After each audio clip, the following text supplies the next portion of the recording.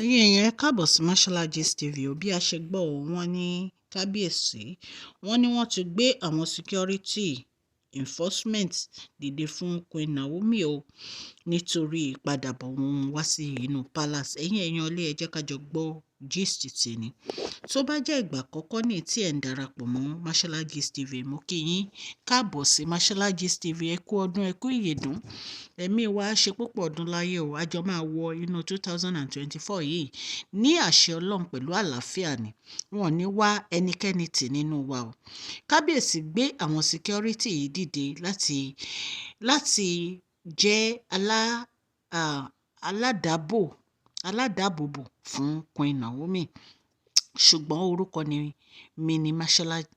Mo máa ń sọ Yorùbá ní orí channel mi. Mo máa ń sọ̀rọ̀ nípa celebrity gist, royal gist, politics àti gbogbo nǹkan tó ń ṣẹlẹ̀ ní agbègbè orílẹ̀-èdè wa ní Nàìjíríà. Ẹ̀yin èèyàn létí ẹ bá ti subscribe so that a bá ti post any gist ẹ máa rí.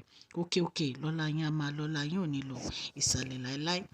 Wọ́n ní Kábíyèsí wọ́n ní wọ́n gbé àwọn security enforcement wọ́n fi details ẹ̀ wọ́n fi ránṣẹ́ sí Queen Naomi o láti jẹ́ kí wọ́n ní ìdáàbòbò fún ìpadàbọ̀ wọn wá sí inú palace.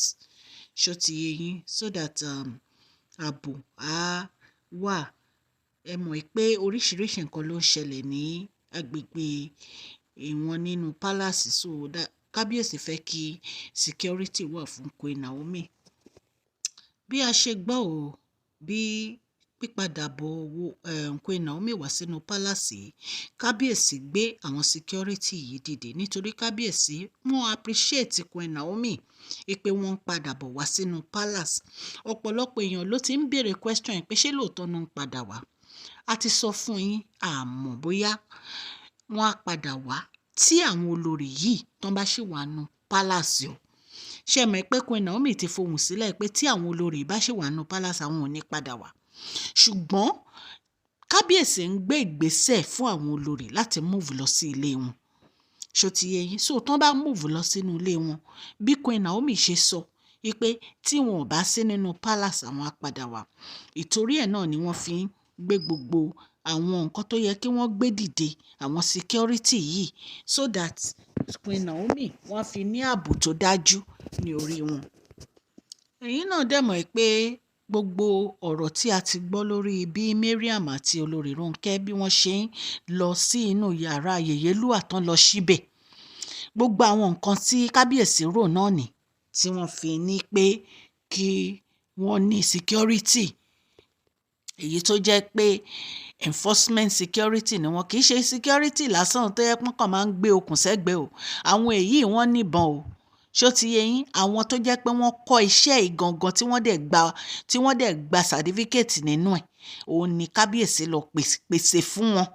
Ṣó ti yé yín, ẹ̀yin náà dẹ̀ mọ̀ wípé lóòótọ́ Kábíyèsí ṣe CCTV camera sí inú Yèyélúà quarters, ṣùgbọ́n yàtọ̀ sí yẹn wọ́n sì need security náà. Tí wọ́n bá sí nínú ilé tí wọ́n rí camera tán bá wà níta ńkọ́. So ìtorí ẹ̀ ni Kábíyèsí fi pèsè àwọn security yìí fún wọn. Ẹ̀yin èèyàn lé, ẹ̀yin náà mọ̀ pé Kábíyèsí ń ṣe gbogbo èyí láti jẹ́ kí ààbò wà fún Tádéníkáwò náà. Wọ́n dẹ̀ fẹ́ kí ààbò wà fún Queen Naomi ní pẹ̀lú ìfọ̀kànbalẹ̀. Ṣó ti yé yín, ṣé mọ̀ pé tí ààbò bá wà fún Queen Naomi àti ọmọ wọn pẹ̀lú ìfọ̀kànbalẹ̀, Kábíyèsí gan ọkàn wọn á balẹ̀. Ṣó ti yé yín, ẹ̀yin náà dẹ̀ mọ̀ pé bàbá wa Dèjì of Àkúrẹ́ a sọ gist yẹn fún yín. Wọ́n jáde wọ́n ní tí Kábíyèsí kan búra fún àwọn pé kò sí nǹkan tó máa ṣe Queen Naomi. So pẹ̀lú ìbúra yẹn ẹ rò pé Kábíyèsí á wá lajú wọn sílẹ̀. Ẹ mọ̀ pé nǹkan téèyàn bá ti ṣe ìbúra sí ó ní agbára. So ìtorí ẹ̀ ní Kábíyèsí fi ń gbé gbogbo ìgbésẹ̀ yìí láti jẹ́ kí ààbò wà fún Queen Naomi inú palace yẹn o. Gbogbo wa náà la fẹ́ ààbò fún Queen Naomi inú palace. A fẹ́ kí nǹkan kan ṣẹlẹ̀ sí wọn. Kábíyèsí wọ́n sọ nínú ọ̀rọ̀ wọn wípé àwọn fẹ́ kí ọmọ àwọn àti ìyàwó àwọn kan padà wá sínú palace. Wọ́n ní tó bá jẹ́ pé káwọn yọ̀ǹda gbogbo àwọn ìyàwó àwọn á yọ̀ǹda wọn o. Wọ́n ní àlàáfíà ọmọ àwọn àti ìyàwó àwọn ló jẹ àwọn lógún right now. Ẹ̀yin èèyàn lé, kì í ṣe nǹkan kékeré. Ṣé mọ̀ pé Queen Naomi náà dẹ̀ ti sọ wípé tó bá jẹ́ àwọn nìkan ni tí kò sí Tádéníkáwò àwọn understand. Wọ́n ní ṣùgbọ́n tí kò bá sí safety fún ọmọ àwọn ò ní padà wá sínú palace o. Ìyẹn ni pé wọ́n rí fàsí pé tí àwọn ìyàwó ìbá ṣì wà ńbẹ̀ àwọn ò ní padà wá. Ṣé ó ti yé yín? Ìtorí ẹ̀ ní Kábíyèsí fi ní kí gbogbo wọn kó lọ sílé wọn, kán move lọ sílé wọn. Ilé tán ti rà fún wọn kí gbogbo wọn move lọ. So gbogbo nǹkan tí Kábíyèsí papọ̀ ní tí wọ́n fi lọ gba àwọn enforcement security yìí pé kí wọ́n máa dáàbò bo Queen Naomi. Sorry ẹ̀yin èèyàn, gbogbo wa mọ̀ pé Ọlọ́run ni aláàbò wa. Ọlọ́run á máa dáàbò bo Queen Naomi, á dẹ̀ máa dáàbò bo Tádéníkáwò àti Kábíyèsí àti palace wọn, Ọlọ́run á máa dáàbò bo. Ṣùgbọ́n a ní ìdáàbòbò àwọn èèyàn náà bí àwọn tó jẹ́ pé enforcement ni wọ́n. Ṣé ó ti yé yín? Nítorí pé ojú lalákàn fi ń ṣọ́rí. Ṣé ó ti yé yín ẹ̀yin èèyàn? Ọlọ́run Elédùmarè á wà pẹ̀lú Kábíyèsí. A dúpẹ́ fún gbogbo nǹkan tí Kábíyèsí ń ṣe fún Queen Naomi o. Ẹ̀yin náà dẹ̀ mọ̀ pé ọmọ wọn ọmọ kékeré ni. Bí a ṣe ń sọ lọ, báwo ni ọmọ kékeré ṣe fẹ́ mọ ọ̀tá ẹ̀? Báwo ni ọmọ kékeré ṣe fẹ́ mọ ẹni tó fẹ́ fi nǹkan sí lára? Kò ní mọ̀. Bó bá ṣe rí gbogbo èèyàn ó máa fò mọ́yàn ni.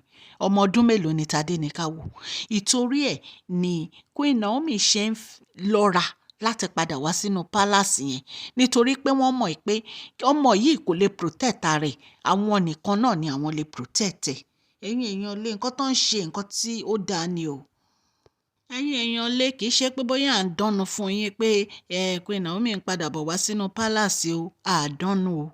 Ṣùgbọ́n nǹkan tá à ń sọ fún yín ni pé nǹkan tí Queen Naomi sọ ni pé tí àwọn olórí yìí tí wọn ò bá kúrò nínú palace àwọn ò ní padà wá.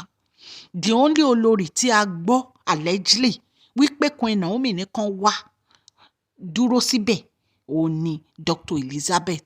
Ṣùgbọ́n àwọn yòókù, ẹ̀yin náà rí bí Kábíyèsí ṣe ń bínú pé kí wọ́n lọ ralé. Bí a ṣe wà, orí ọ̀rọ̀ wa la ṣe wà. Olórí Tèmítọ́pẹ́ ti ralé, Tóbi ti ralé, wọ́n ní Ashley ti ralé ní London. Bí a ṣe gbọ́ ni o, allegedly. Àbí bóyá bí tó ń gbé ló kó lọ, we don't know. Ṣùgbọ́n àwọn tó kù tí a gbọ́ tí wọ́n ti ralé, òun náà ni Mariam àti Rónkẹ́. So àwa mọ̀ bóyá wọ́n ti wá ṣe nǹkan tó yẹ kán ṣe, torí Kábíyèsí ní kán move lọ sọ́jàjì hotel kán lọ máa gbébẹ̀ títí wọ́n á fi rílé. So ẹ̀yin èèyàn lé gist tá a gbọ́ ní ìta ní ká mú wá fún yín. Ọlọ́run Elédùmarè á wà pẹ̀lú gbogbo wa o. So security tí Kábíyèsí pèsè fún Queen Naomi ó ṣe pàtàkì fún ààbò wọn. Ọlọ́run á wà pẹ̀lú gbogbo wa o. A máa jọ wọ inú 2024 yìí ní àṣẹ Ọlọ́run. Ẹ ṣé mo dúpẹ́. Please share this video, like and subscribe. God bless you all.